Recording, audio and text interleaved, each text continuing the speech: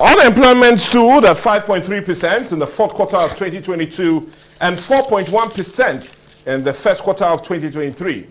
That is, 22.3% of the working age population were out of labor force in the fourth quarter of 2022, while it was 20% in the first quarter of 2023, according to a report titled Nigerian Labor Force Statistics Report fourth quarter 2022 and first quarter 2023, which was released yesterday, Thursday, by the National Bureau of Statistics, giving credence to the fact that more Nigerians within the working age group are doing nothing. With the present hardship experience on occasion of subsidy removal, it is only going to get worse. But what should young Nigerians do to ensure they stay afloat and not be engaged in crime? Well, these and more, as it concerns young Nigerians taking the lead to get engaged, is what this edition of The Big Story is all about. And we're talking about youth prenuership solving the present hardship in the country. And that's what we're taking as a major discourse today on The Big Story. And you agree with me that it's only timely, looking at that very statistic released by the National Bureau of Statistics yesterday, indicating that one Nigerian work about 1 hour a day, and 24.1% better than what it was in the third quarter of 2022 seems to be employed. Many would say Nigerians, especially young Nigerians, always have that vibrant move, but when it comes to the issue of job creation, that has always taken the back seat, as many of them would always want to rely on white-collar jobs, and if they are blue-collars, we also want to stick around and see how they can get all of that. But really, what do they need to do is what we need to have, and a need for them to look elsewhere as they try to get employed. But apart from that, how really settled and really ready are they to take that lead, to also be among the Committee of Nations, especially as we talk about innovation. In the area of entertainment, yes, we seem to be taking the lead in Africa, but should that only be where we should stand at the moment? Should ICT not come in? Should other endeavors not also be seen to be what we push for? Anyway, we're still on The Big Story for today, and we're talking about surviving the present day economy of the country and what the youth needs to do to ensure they still try to survive. And like I made promise initially, that definitely we'll be having our guest join us now. And he's no other person, but I rather call him a comrade. Comrade Kevin Ojumodo. Good morning and welcome to the show. Good morning, Mr. Ray. Good morning, Doctor. Well, anyway, like I said, we're talking about youth entrepreneurship, surviving the present day economy. And a quick one. Let's just quickly start with it because of time. I want to also first state and really understand that, or really establish the fact that things seems to be really hard for young Nigerians ever. And why I'm asking you this now, for us to really, because as much as we're talking about how really things are hard, it's good we really establish that fact that things are really so difficult for young Nigerians now than ever before. I know you work a great deal with young Nigerians on a day-to-day basis. Really how things are with, I know for the old Nigerians, every Nigerian in the country is feeling it. But what are for young Nigerians? Are they feeling the pinch more than ever before? And even more than every other sector of Nigerians? Yeah, Michael, thank you very much. I must say in simple terms that this is the most critical time to be a Nigerian youth and to be alive.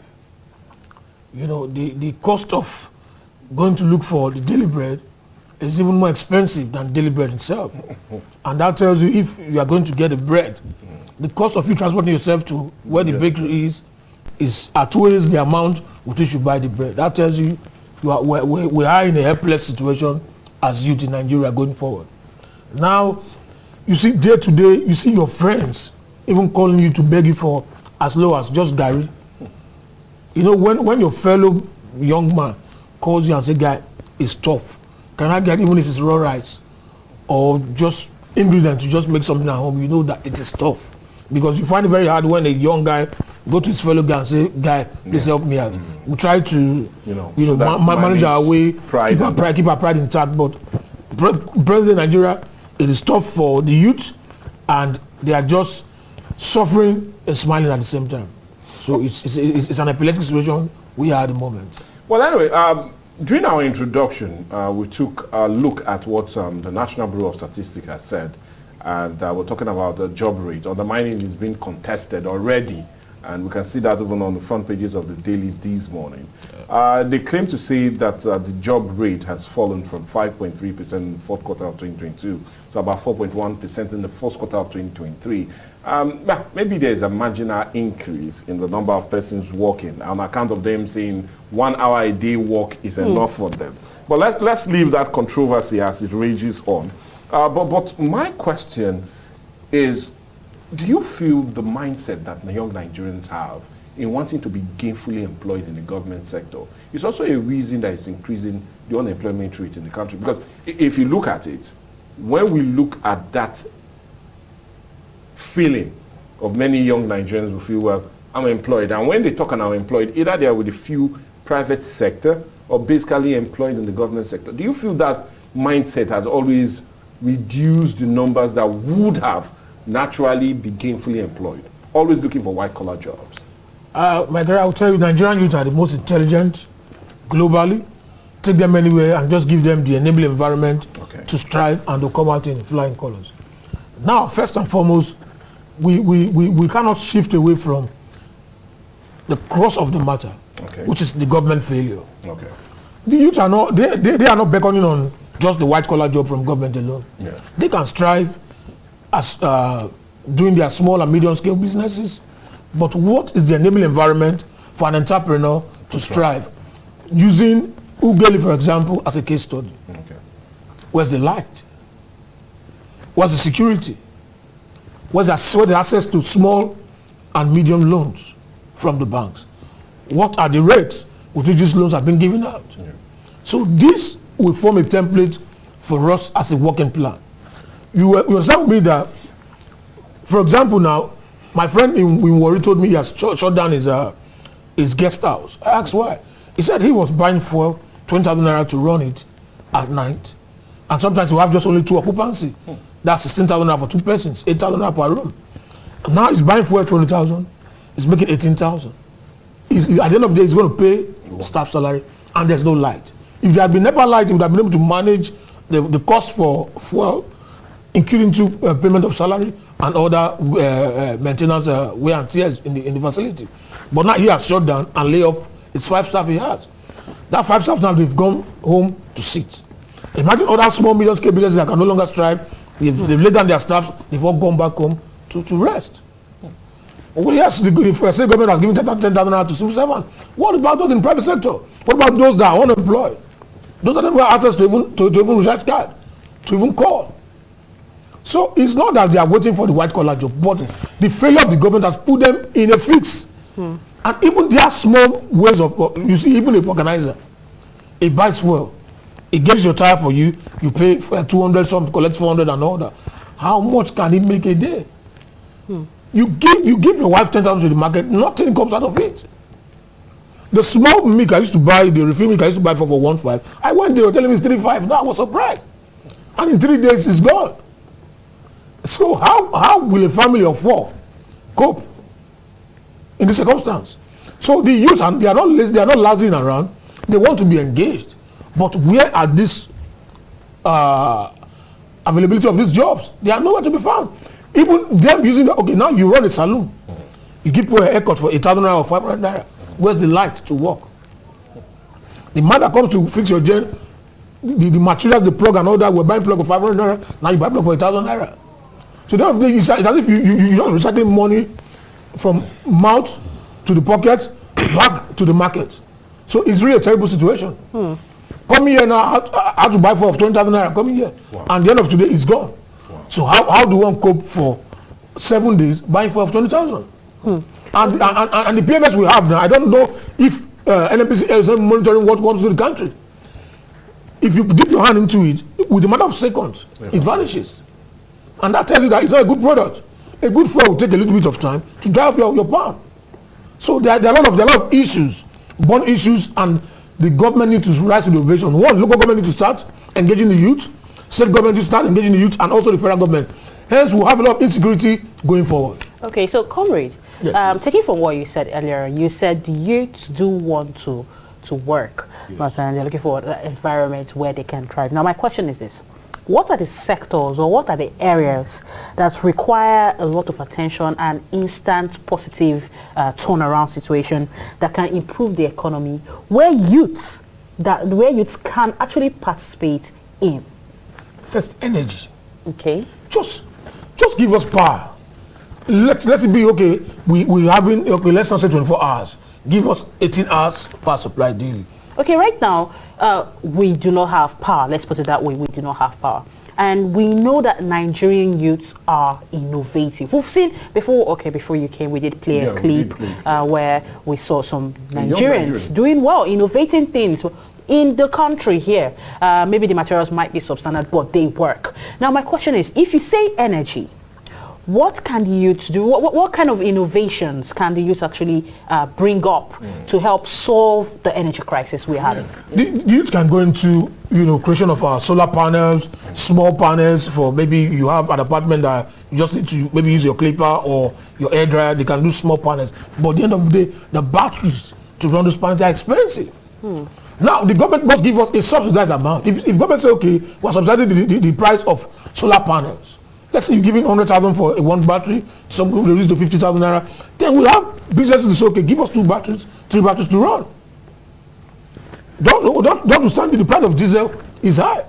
Gas also is going up a bit now because people are doing conversion of the carburetors from petrol to gasoline. Then of the these old processes they are not healthy, but Nigerians are looking for a means. That is actually innovation. It's an innovation, yeah. But also, it is not all that safe because the cylinder and the exhaust being too close can lead to fire outbreak. Now, what we're looking at is this: give us power, give us good roads and security. Now, if, for example, I'm into logistics, I need my biker to move freely from Ugeli to deliver items maybe to Warri, to Kwale, neighboring communities, then I make ends meet. Now, if I'm also doing also parcel delivery, you need a good road. Now, from Warri now going to Benin, you spend 4 hours. Right before now, you can just go do your thing. 1 hour, you're back to Warri to do other engagement. So the entire system needs to be overhauled. Give us power, give us good roads and security, and allow the youth to breathe. And you see what will happen. Okay, wait, just taking from what you said, I did ask the sectors which youths can actually be involved in, actually be innovative in, and you did mention energy, and now you're talking security and good roads. Now, how do the youths come into that? Yeah, the first thing first is how do innovative youths, let me put it that way, because if we keep looking at the problem, and many will say when there's a problem, there's an opportunity for many solutions to come. So should you just dwell and say, okay, well, we're just sitting back because the government is not giving us that clear-cut ground to prosper, to thrive? Should they not also take the bull by the horn and find innovative ways of dealing with the problem? Michael, you agree with me that even while our youth are looking for innovative way, everything centered around what government policies. You see, there's no way you as an individual can break even without the government support of making sure that those basic amenities, those basic amenities, they are there for you. Then you cannot sit because it takes a relaxed mind to plan. You get home, there's no light inside the heat and all that. You can't think straight. The reason you see other countries in the world, their youth they think straight is because why? The environment, like things we pray for here as prayer point. In UK and US, they are not prayer points. That we keep praying that, oh, Father Lord, this transformer should not blow. If we hear transformer shooting at night, we start praying, Father, this transformer should not blow, because if it blows, it takes a year, 2 years, there will be no light. So the proactiveness of government will determine the template and the place with which the youth will run. You can put our youth into security as well. They can say, okay, let's come together as youth body to secure our community. It's a good one because people can only invest in an environment that is secure. I won't come and put my 1 million naira now to invest in a community where I know there's chaos. Of course. Who are my potential customers? They won't come in. If you're driving and say, use one block road, they fight you, you go back, you patronize that person. Also, agriculture is one of the major ways our youth, they've gone in. But how much do we buy a bag of feed now? I'm into agriculture, for example. Probably before now, you see they give us subsidized amount for fish feed, government to bring in the fish feed, and they cut down the price into 2 and give to the farmers. We have bumper harvest. We smile to the banks. But today, You cannot even feed 1,000 fish for 4 months. You end up in deficit because you go to the shop today, the feed divided 1,000. You go again the next week to buy, they tell you divided another 1,000. And the end product of the market woman that comes to buy your fish in your farm, they want to price it down. Even your birds. Sometimes you feed the birds, you don't have market to buy them. Government also, you see in the north, why you see these young outside guys? Yes. They come here to do a guard, they do security for you for 6 months. They go to their farms for another 3 months to farm. Why? Because the land is there for you to go and farm. Government can say, okay, now we're using the whole of Kwale, for example. Those that want to go into cassava, you want to go into cucumber farming, come. They give you a land and say, okay, go and farm. And the harvest they come, they buy from you and sell. And give you back the money. It encourages you to go what? Do more. If you can do 1 acre and they see you doing well, so okay, give him another 1 acre to expand. Give him herbicide, give him seedlings and all that. They will strive. But when all of this, you don't see them. If you even bring materials now to local government councils to say give to farmers, it's only their political messengers to call and give it to them, and they sell them because they don't know the value. A man doesn't know the value of what you're giving to him as a gift, will go up and throw it away. It's like those that were given a talent in the Bible. One went down, he did something and said, I don't want to invest it. I don't want my master tell me tomorrow that bring it back. He kept it there. Others invested, I want to make profit. In same vein, we have Bank of Agriculture. Some time ago, we came to Ugeli to Bank of Agriculture to pay 21,000 naira per person to form a cooperative that want to give us a soft agricultural loan. To date, they don't have light of the day. But in the north, you see this people, they get this grant with ease. Yeah, you want to get the grant, you write, you spend all your money going to and fro. At the end of the day, the grant won't come. So how do you expect the youth to survive? Now we've looked at agriculture, we've looked at security, we've looked at energy. Now going forward, now you say, okay, we're in the era of AI. Yes. How can Nigeria annex the AI qualities when you don't have light? Yeah, because why I really want us to center there, if you look at India now, they will become the 3rd largest economy at the end of this year. And if you also look at their work employment rate as it concerns the government, it's just 3.5% of them that are even gainfully employed. And most of them seems to be with the ICT and AI, knowing they even launched a craft at the southern part of the moon. First ever any human nation has ever done that. But my question, are you saying Nigerians have that innovative mentality and everything still centers on the government? Can't we break over and break away from always wishing to get the government to do something that we know might never come? Michael, you take a responsible father. The Bible says a man that can't take care of himself and family is what and what? An infidel. It takes a government that is responsible because you cannot shift it away. Now, if I want to invest, for example, I want to get a studio. I must look at what are the government policies about this studio. What are the taxes I'm going to pay back? Are they giving me a 3 years offshoot? Yes. Why I'm running my studio tax free? Yes. Those are issues that will make investors to run and invest. Everybody's running to Lekki now to build a house because you build a house there, you give it back for 4 million naira a year, 5 million naira a year. It's booming. What happens in our suburbs area? So it's not only providing the needed amenities, but following policies that will encourage them. You must bring policies that can take people out of poverty. You see, now Abraka is supposed to be where you have good resorts for picnics, for people that want to come for tourism and all that. But what is the road? The road network from here to Abraka, you spend 3 hours. It's bad. So at the end of the day, people doing business within that area now, they cannot strive. And that's where the problem You is. spend 3 hours within Eku to assessing Abraka. You get to Abraka to assessing Obiarako, it's a mess. And we have the gas turbine at Obiarako. Why not give people in Obiarako and Abraka power supply? And see when I was in school, I was doing laundry. What helped me then was this. I will wash in my hostel, dry, take it into the school campus because you always have light to go and iron in my friend's house. Now, if I have light within my hostel, it's easy for me to just, after washing, I dry, I press at home. But now I have to trek into campus too, go there, press them, come back and go and do delivery. So at the end of the day, it's draining and it's tasking. Okay. Go around the world, take a Nigerian youth from here now, keep him where you have power supply and where you have every necessary policies going well, they will strive.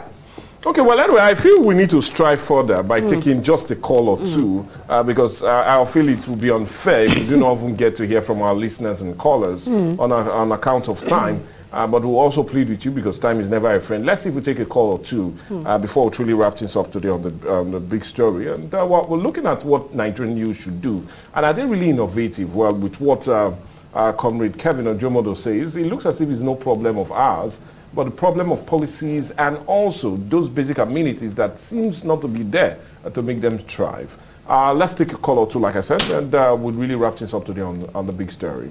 Hello, good morning to you. Hello?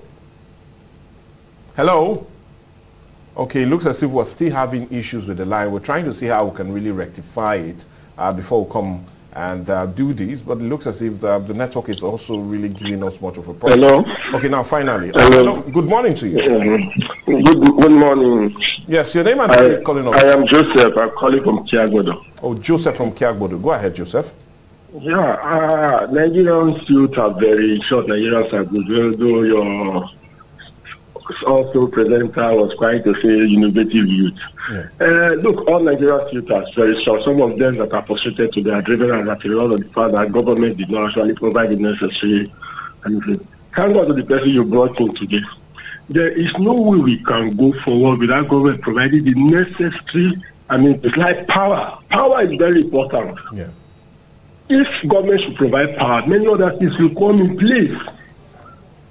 Many other things will come in place. So let me just give, and there's no nation will strive without production. You have to produce not the raw material, finished product. Of course. And I believe Nigerians are very good for that.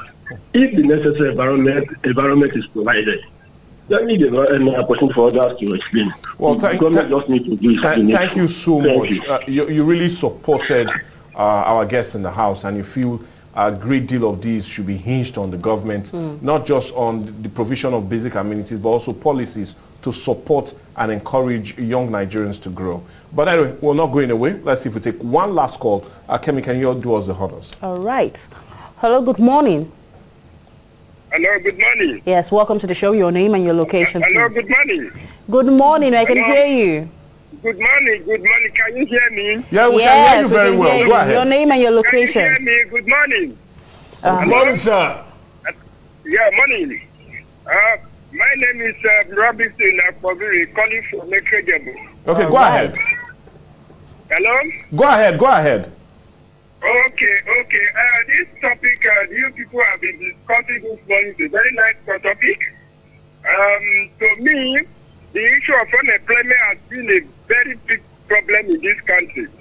In fact, it is a threat to the survival of a nation.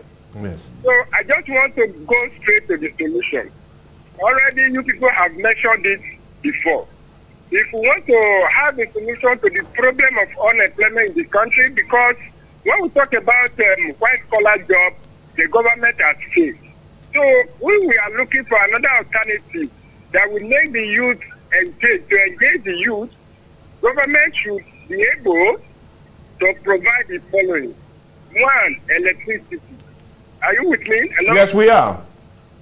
Okay. Government should be able to provide electricity, because with the electricity, most of the unemployed youth will be able to engage themselves into these small-scale businesses. Yes. Talking about barbie saloon, talking about legal lodging, and so on and so forth. So electricity is very, very important. And again, agriculture. You know, today we have problem of high cost of agricultural products in the country. Yeah. So let the youth be engaged. Once the youth are engaged in the area of agriculture, one, it will solve the problem of high cost of living in the country today. So let the okay, I'll need to thank you so much, sir. We're really out of time, and would really have loved to get more of where you feel we need to go. But like I said, we need to go now. We've totally exhausted our time. My PD is already letting me know that. But we can't go without really thanking you so much. And I'm talking of no other person but Comrade Kevin Ojomodo for taking your time. I know you had some issues coming on account of the bad road also. Well, anyways, maybe even gingered you in throwing it to the government this morning. Well, anyways, I would not know. But all the same, thank you so much, Comrade Kevin Ojomodo, for coming put and doing justice to this. Thank you so very much. Thank you very much, Materi. I think we need to do a part 2 of this topic. Yeah, most certainly we'll try and see how we can really elongate it and also bring it to the fold. But anyway, for me, Michael Gobadia, is a quick bye-bye, but definitely we'll see you next week. Bye for now.